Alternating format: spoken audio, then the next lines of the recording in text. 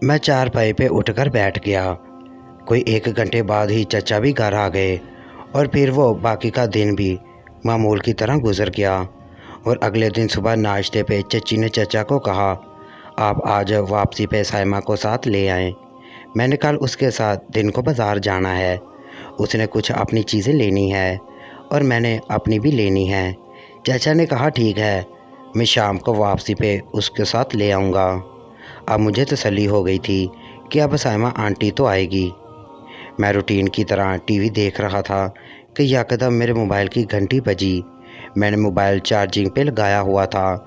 वहाँ से मोबाइल उठाकर देखा तो अब्बू की कॉल थी। मुझे शक हो गया था कि वापसी का बुलावा आ गया है।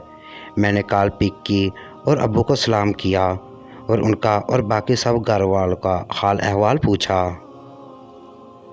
अब्बू ने मुझसे पूछा, क्यों मियाँ, वहाँ जाकर अपने माँ बाप बहन भाई को बोल ही गए हो ना? कोई फ़ोन ना बात, खैर तो है ना?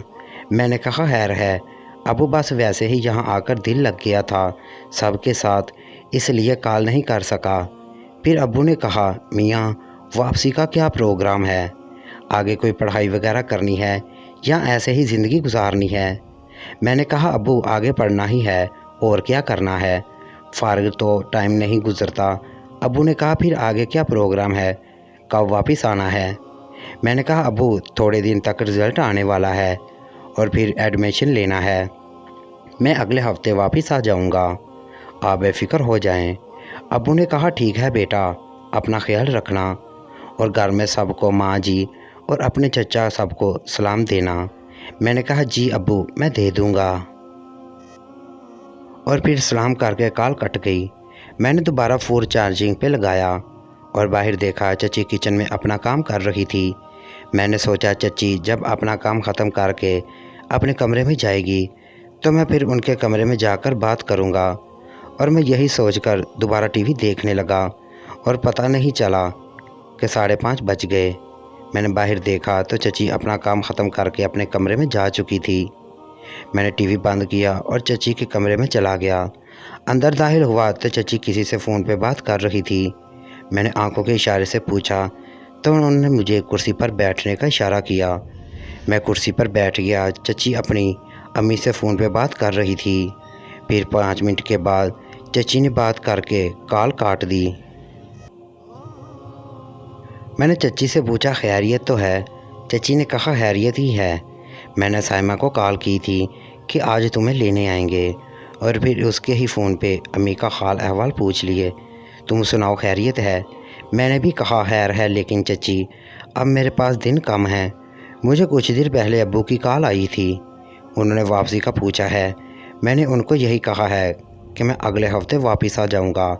चची मेरे पास हफ्ता ही बाकी बचा है, बताओ ना? चची ने कहा, हौसला रख, हौसला, बताती हूँ अभी। फिर चची ने कहा, तुम्हारे और फौजिया के घर का फासला कितना है?